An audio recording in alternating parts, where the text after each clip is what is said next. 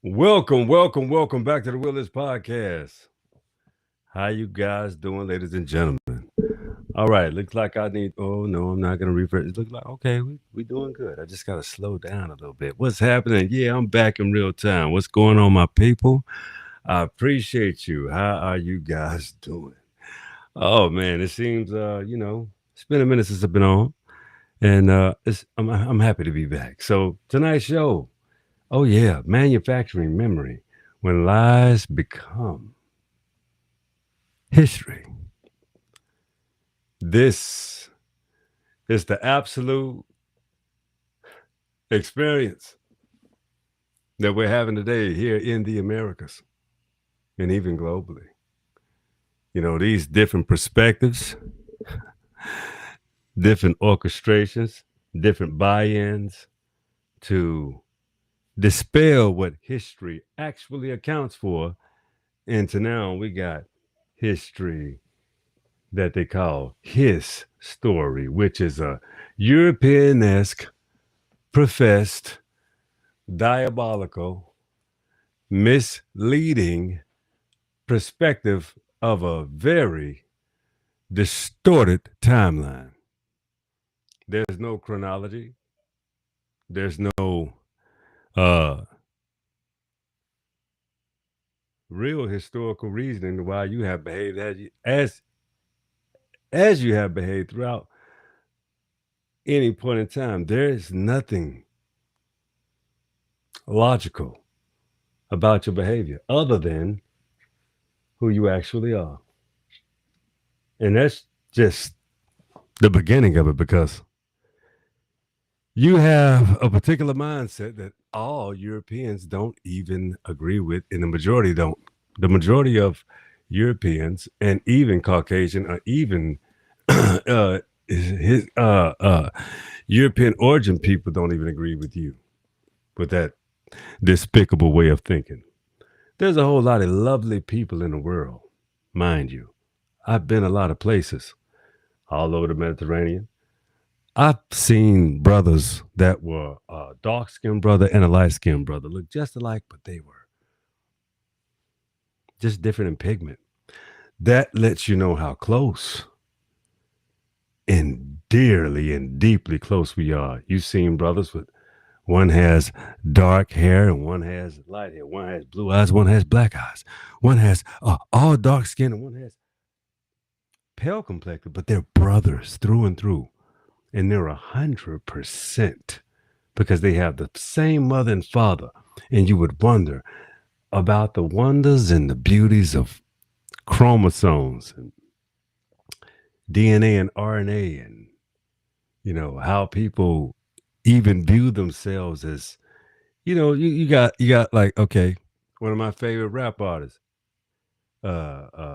Tip, T.I., 5'9" with the soul of a 6'4" nigga. You know what I'm saying? Like, hey, you can't tell him he ain't.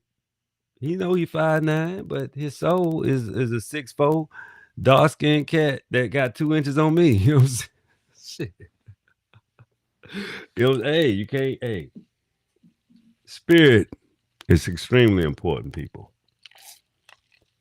You can't deny a person that has a gargantuan presence about themselves, and they won't let it go. They know who they are.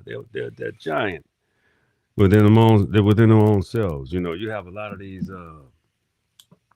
I do watch anime, and I do watch these different stories. Right, these energies carry a lot of different stories, and these things happen for real. Have you ever really read the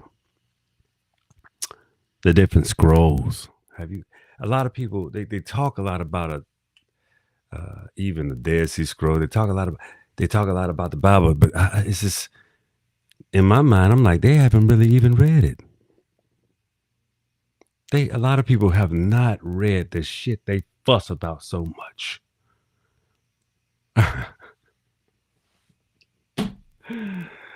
Let me explain. All right. If you are familiar with this is Carl G. Jung. Gustav Jung. The Red Book. Okay. Check this out. Uh-oh. Check this out. The way of what is to come. Who has believed our report, and to whom is the arm of the Lord revealed? For he shall grow up before him in a tender plant, and his root out of the dry ground. He has not form nor comeliness. And when we shall see him, there is no beauty that we should desire him. He is despised and rejected of men, a man of sorrows and acquainted with grief. And we hid, as it were, our faces from him. He was despised, and we esteemed him not. Surely he had bore our grief and carried our sorrows, yet we did esteem him stricken, smitten of God, and afflicted. For unto us a child is born, unto us a son is given, and the government shall be upon his shoulder, and his name shall be called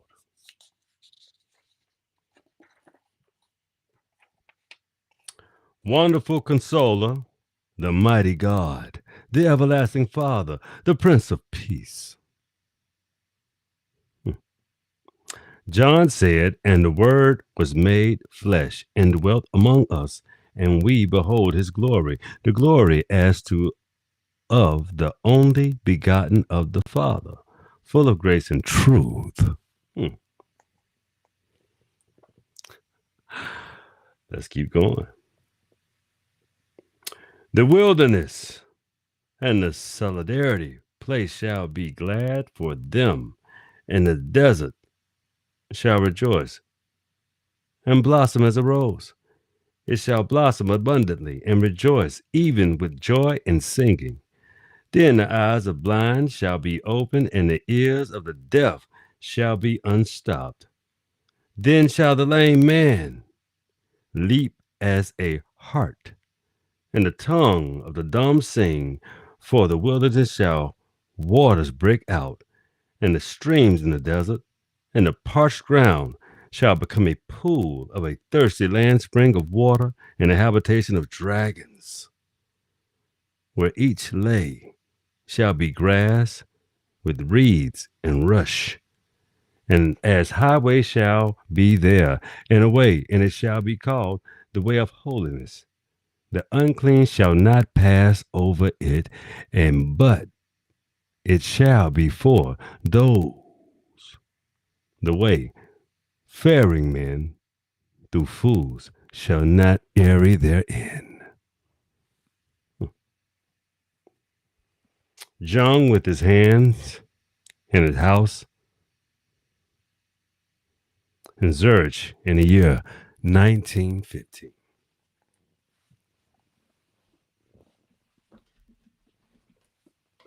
Now, where were we? I had to read that wonderful passage out of the wonderful, great book, the Red Book. Yes, true indeed. Wonderful, wonderful, wonderful piece of work. I promise you that. The Red Book. Okay, so let's get into it. All right. So, manufactured memory when lies become history. Let's get into it. We're going to take this show into, otherwise, yeah. We just want to tell you what we could have kind of dug into. We could have dug into the history, was edited, but rewrote the truth. Timeline. The trap in the history gets recorded and controlled. Manufactured memory when lies become history. That's what I chose specifically. Let's get to how we get down with this side. When you talk about editing, you got to talk about who gets the recorded versus the ignored. You know how people frame shit, make it how they want it, not how it is, but how they frame it to be. You understand what I'm saying? Check it out. That leads into the next. It's called reframing.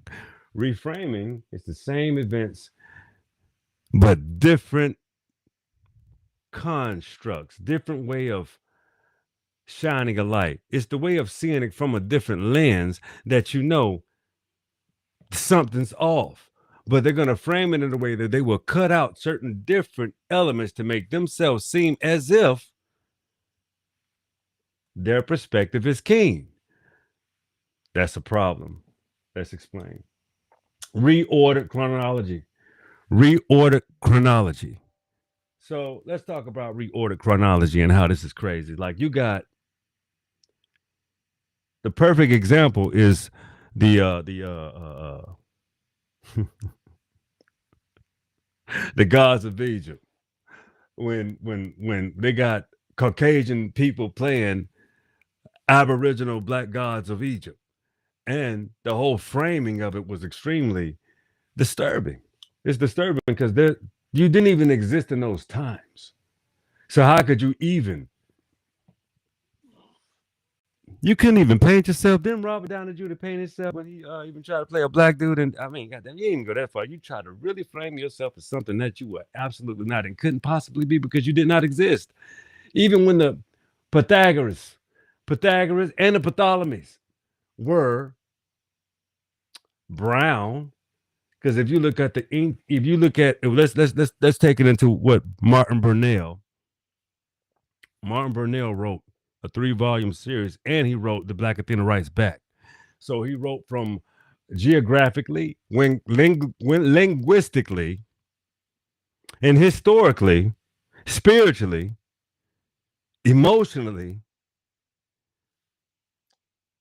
from a civilized perspective of being, and how you even orchestrated your gods. You stole all from an Egyptian perspective and you renamed it. Yeah, that's what you did. You didn't come up with nothing new. You absolutely were not elaborate. You reframed. So let's get back into it. And also erased and replaced. Erased and replaced is a big part of your problem, see?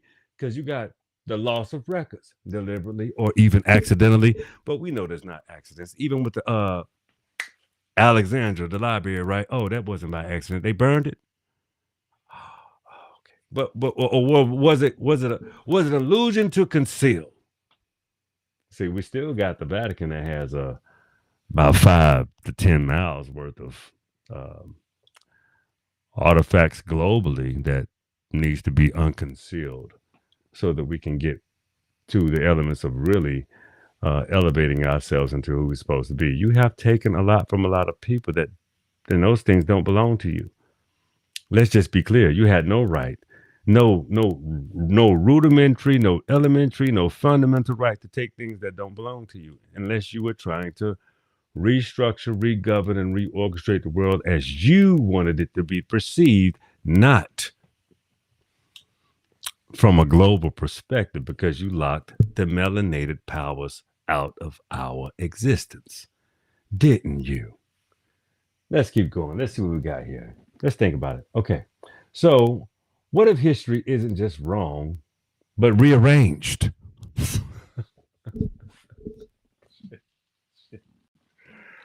Think about that. The rearrangement of the whole damn orchestration. You just go rearrange the shit. For real. Hit the audio. Check it out this. Who benefits from the version that we're taught? You ever thought about that? Who benefits from the version? I got a different perspective of you. Who benefits from the version that you taught? Think about this. All right. Let's discuss the origins of some things. First of all, I told you I was going to get back to this. If y'all watch Sheldon Withers podcast, you know I was going to go back to referencing this book, and I was going to do it. Anyway, let's get to it. So, Maze in the Ancient World, page 11. All right, page 11. All right, let's get to it. Check it out. So, since people like the Bible so much, we're going to go with biblical corn. All right. According to the book in Genesis chapter 41, in the land of Palestine and the eastern Mediterranean was the scene of the great abundance until the drought struck into the region during the second millennium in BC. The Hebrews, who were the nomadic pastoral people, lacked storage facilities where they could obtain the vital grain supplies they needed to survive. The Jewish chieftain was a man named Jacob. According to the biblical story, Jacob knew that there were an abundance of grain called the corn growing along the Nile River when the situation became desperate and the Jews were forced to send a delegation of Egypt in order to obtain supplies of grain. And they were literally forced to beg for corn. And this was the awkward social position of the wanderer tribe, because Egypt was the land that there were traditional rituals, and supposedly they were also the land of the inferior gods. Okay, now check it out. However, good fortune, if not divine intervention, was waiting to help the chosen people. An outcast from the tribe and a lawyer named Joseph already rose through the ranks in the Pharaoh's agricultural administration to become Grand Vizier of the Granaries. Because of his premier status in Egypt, Joseph in the authority of the dole of corn to everyone who was in need. That was good news. And on the downside, Joseph also had the authority to fixate the exuberant price of the goods. His boss, the Pharaoh, had every intention of making a profit for his hardship with the neighbors. The biblical story relates to an obvious vulnerability in the starving Jews, saying that Joseph couldn't have used his opportunity to avenge the mistreatment of the mistreatment that he had received as a youth from his estranged brothers. However, such a course of action would not have meant the biblical imperative, but using parables as meaning this the moral education instead of the taking of the low road. Joseph decided to play a jovial trick upon his unexpected relatives because he had become solid in slavery. He became sold into slavery, and he was very young, and his jealous brothers had not yet realized his true identity. Acting the role of a greedy shopkeeper, Joseph charged an exuberant price for the vital grain. Then he completely surprised the grumbling relatives that hid their very same gold coins inside of a gunny sack, and they were loaded into their wagons. When this gift was discovered, Joseph revealed his identity, and he was reunited and repentant with his brothers. And in the end, the corn was free, and the lesson was priceless. That's the Bible. The tales of the Old Testament causing a nagging feeling of indigence among the mainstream scholars. This was a doctrine academics had isolationists who believed that there was no significant voyage across the Atlantic Ocean before the advent of the Columbus and his monumental rendition of the destination of destiny in 1492. The name isolationist stems from the belief that the oceans were insurmountable barrier in commerce and effectively isolated the new world, the new world from the old world. However, no, their Heyerdahl demonstrated in 1970 the oceans were actually conveyor belts and commerce running between the continents. All of the modern botanist tells us the maize, Indian corn, evolved in central Mexico, where there were domesticated indigenous people. Seeded and kernels from the domestic plant were too large for transport by migratory birds, and corn and cobs couldn't float by themselves in the way of Europe, Africa, and Asia. As far as plant dispersal and concern in the oceans was effective barriers in the spread of domesticated plants until the ancient mariners carried bags of grain and seed for planting. If the biblical corn in Egypt turned to be maize, then it would be constituted solid proof of the ancient voyage of the Middle East and crossed the Atlantic Ocean eons before Columbus arrived, upon this scene because corn is indigenous to the Americas. Precisely. I hope you understand that specifically, and I hope I didn't black out too long. I mean, my screen go dark. I hope I didn't go dark either. But anyway, I had to read you that pair because ancient Egyptian maize is very intricate and very born from here, the Americas. You must know that. All right, so let's get back into the show. I had to read that. I had to get that out. I had to show you the origins of, a lot of people think you just don't understand that the West is the origin of a great, great many things. Okay, so how history gets built. Okay, records come from governments, empires, religious institutions, victors of war. So history is not neutral. It's documented perspective.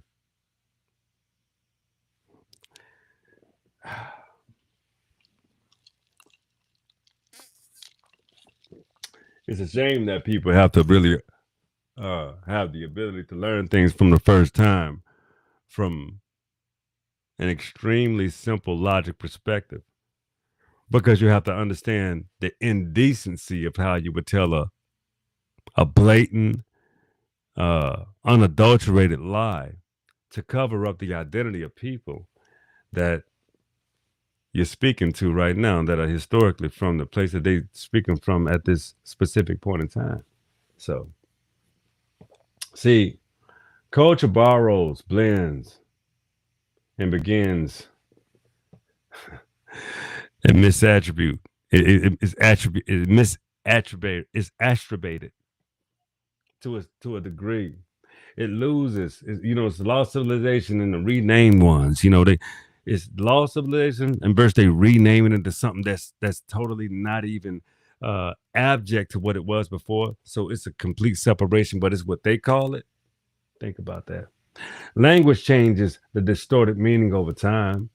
If you don't understand that when some people try to, it's like sometimes it's not just erased, it's renamed and reassigned to a whole nother kind of people. Like they'll just take it and just reassign what happened, and they'll say, okay, well, these people did these things. That's what happened in the Indian schools. That's why there's so many quote unquote Native Americans that have assigned lineages, assigned names and tribes, assigned attributions.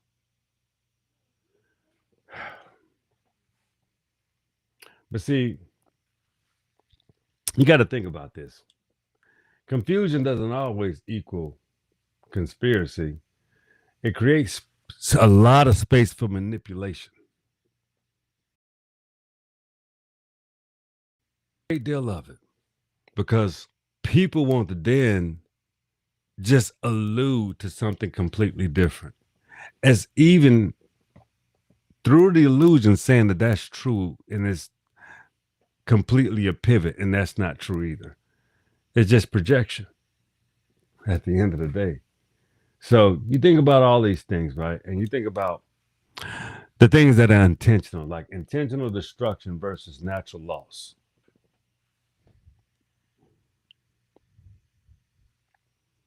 Intentional destruction versus natural loss. Check it out.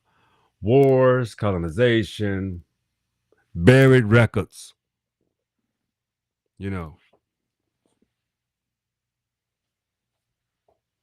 When you think about black voices that were even from the 1920s. Let's read a parallel too. Man, it's the NCAA versus the UNIA, the fight between National Association for the Advancement of Colored People and the Universal Negro Improvement Association has reached such a stage that it might not be unwise to impartially review both groups to see what should be preserved and what destroys in each organization for the best interest of the public at large. Now, this is New York, Amsterdam News, February 21st, 1923.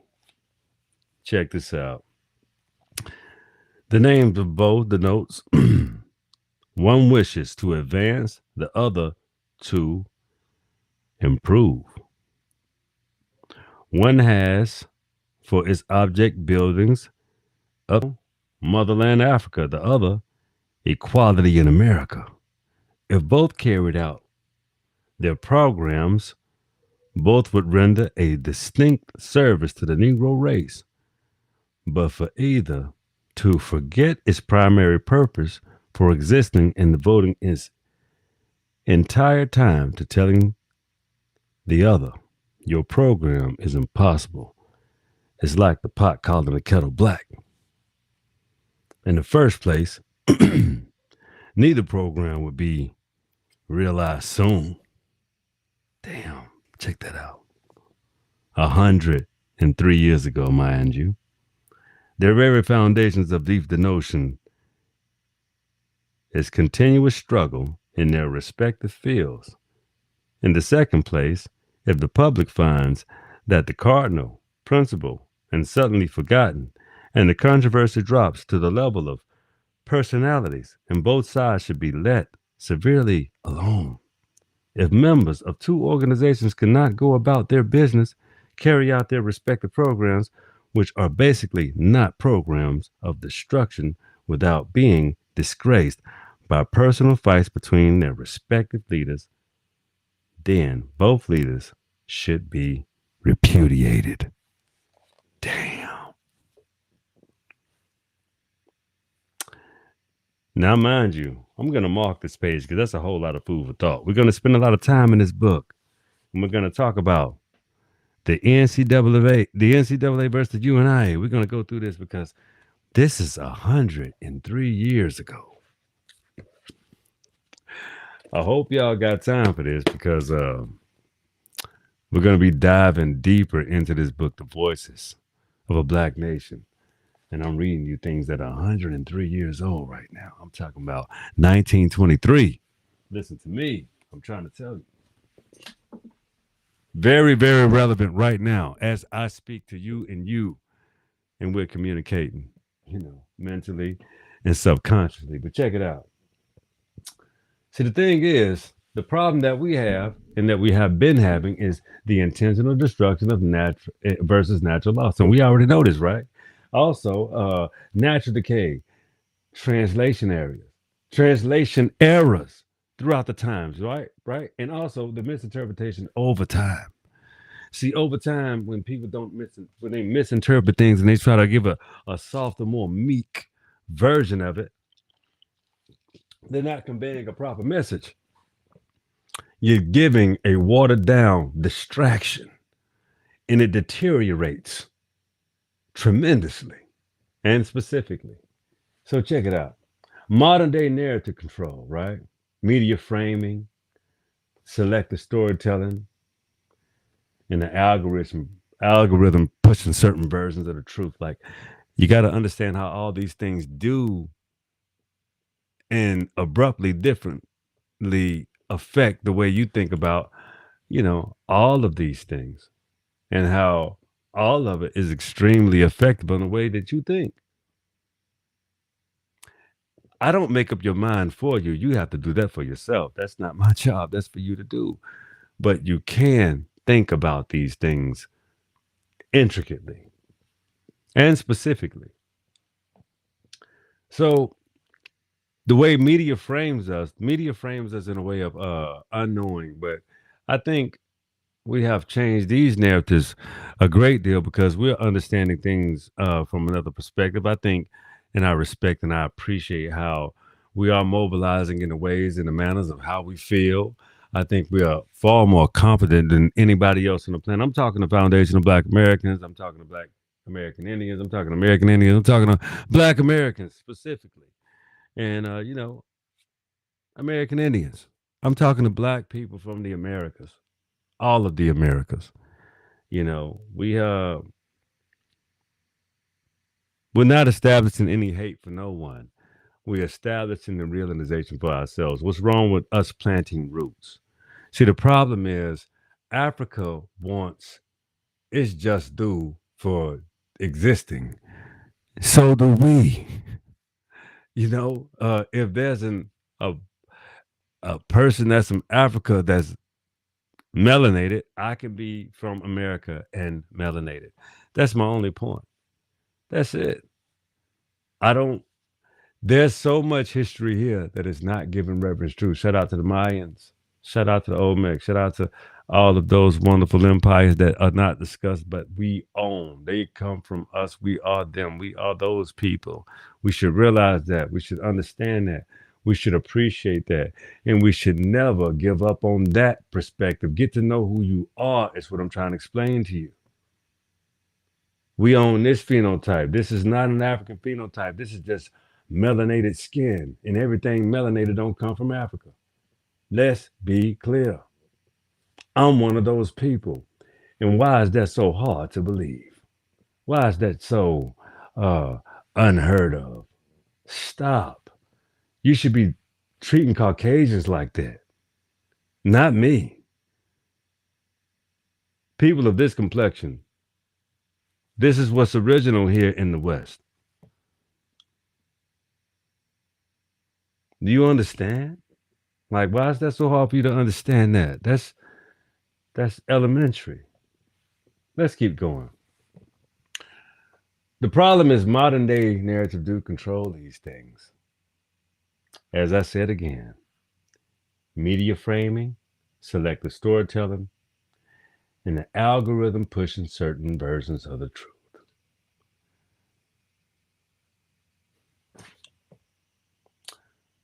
So let's check this out for real though. The truth isn't always hidden, but it's rarely handed to you complete. You always gotta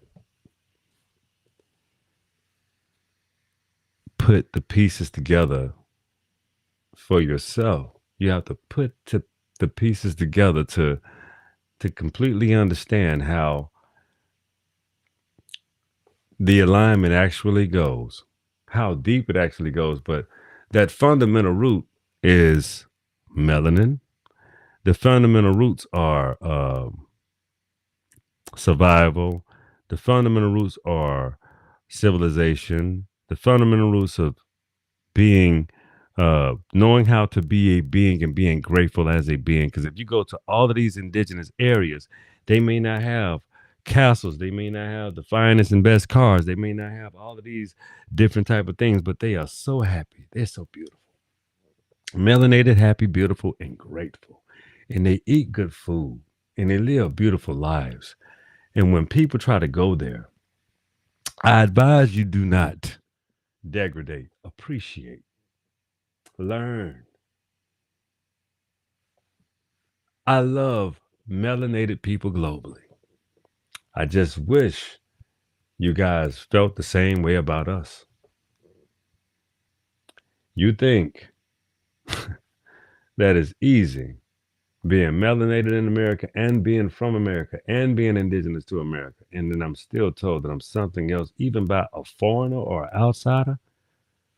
Uh, that's why Black Americans love joning and talking shit and joning and talking trash and signifying. And we love shit like that because you know can't nobody hurt us. I mean, you can't really hurt us. We do a lot of job of talking shit with each other because it's like people really don't won't believe who we are. They don't even believe who we are. So we just laugh and joke and I love the fact that we're not playing about that no more. We're extremely serious about this coming out party. Shout out to New Orleans. Shout out to Pensacola, Florida. Shout out to Atlanta, Georgia. Shout out to Charlotte, North Carolina. Shout out to Wilmington. Shout out to everything in between. Kingston, North Carolina, man. Shout out to Sumter, South Carolina. Shout out to Biloxi, Mississippi. Shout out to all of the true indeed. Shout out to Meridian, Mississippi. Shout out to Panama City. Shout out to Miami. Shout out to Tampa. Shout out to the Southeast as a whole. Shout out to who am I forgetting? Like Charlotte. I said Charlotte, Columbia, Augusta, Macon, Columbus, my heart, baby. Yeah, Columbus, Georgia. Yeah, shout out to Augusta, shout out to Athens, shout out to LaGrange, you know what I'm saying? Shout out to Peachtree City, shout out to all of Atlanta. Of course, that's home. Of course, shout out to the Southeast. Shout out to the Southeast. Shout out to Tennessee, Tennessee as a whole, for sure. Shout out to Tennessee. Memphis, you know what I'm saying? Shout out to Nashville. You know what I'm talking about? I can't name all of us, man. Shout out to Jackson, Mississippi, though. I gotta have, shout out to Jackson, Mississippi. You know what I'm saying? Shout out to my cities, man. All these Southeast beautiful cities out here. I talked about Columbia, you know what I'm saying? Yeah, for sure. Um, Shout out to Augusta. Shout out to Savannah, for sure. Oh, absolutely. Jacksonville, Florida, Tallahassee. Yeah, man. Yeah, Alabama, my Alabama city. Shout out to Greenville, Alabama. Shout out to Tuscaloosa. Shout out to Huntsville. Shout out to Birmingham, of course. Shout out to Flemington. Shout out to Evergreen.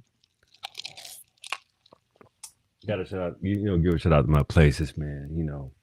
So that ain't manufactured memory. That's real history in those places, for real though. But for real though, okay.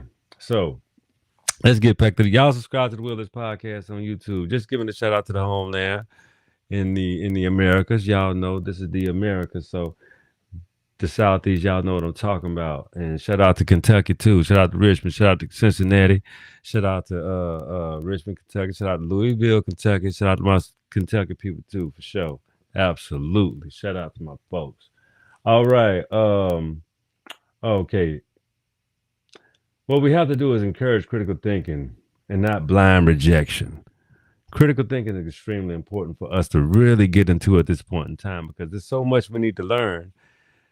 Because the more we learn, the more we understand how much we don't know. So that will give us a continuous way of being curious, very curious, and have the ability to really be excited about being curious. It's a fucking great thing. See, check this out. History is not just facts. It's filtering your memory. If you can't control, if you control the story, you control the perception. You understand? Confusion is power when people stop questioning things. You question things so that you're not confused. Please understand that. Sometimes things were erased, they were reassigned.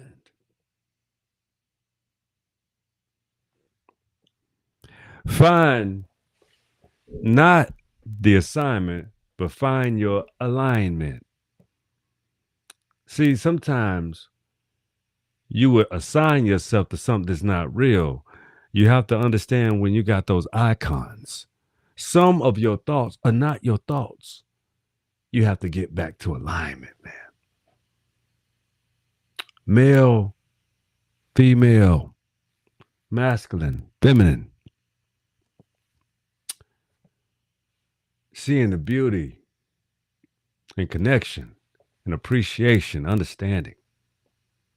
Alignment is extremely important.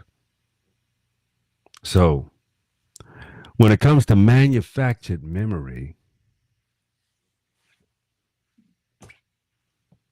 you have to understand that that's a manufacturation. What's rooted is what's in you. What's rooted is what is true. You can manufacture shit all you want, but guess what? It would never make it true. It's just manufactured. It's manufactured history. It's a manufactured perspective. It's the manufactured lie that you want to be the truth so bad that can never be, due to the fact that you have authenticity in a universal orchestration. That's the show tonight. I appreciate you guys for tuning into the Wheelers Podcast. I love you. I appreciate you. Thank you for tuning in. Um, what can I say? You guys are great. And I thank you for tuning into the show. But I appreciate you through and through. And I love you, sure. Anyway, always remember the wheel is yours. Be cool. Be at peace. And be easy. I'll let you guys. Take care. All right.